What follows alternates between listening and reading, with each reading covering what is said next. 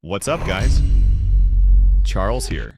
Crucial announced that T710 is a new flagship PCI 5.0 SSD, built with the recent Silicon Motion SM2508 controller, designed for efficiency and to reduce thermal output.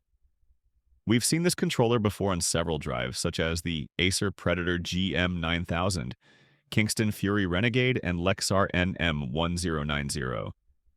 Several other drives featuring the SM2508 have also been announced recently.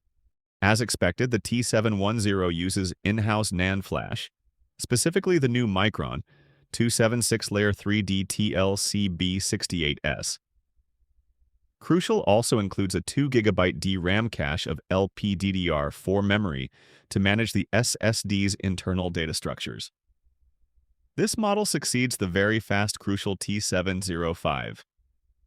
Like that drive, the T710 targets the high-end Gen5 SSD market and seeks to push the limits of the Gen5 interface, with Crucial claiming significant performance improvements over the T705.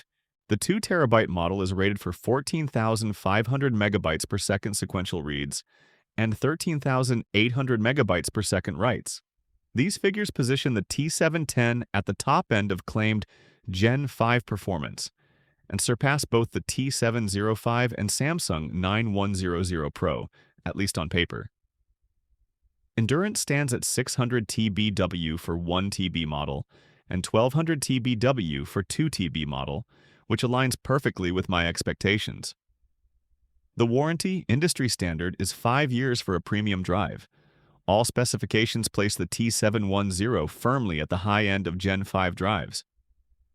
Crucial claims 42% higher random write speeds, 28% higher random read speeds, and 9% higher sequential write performance compared to the T705.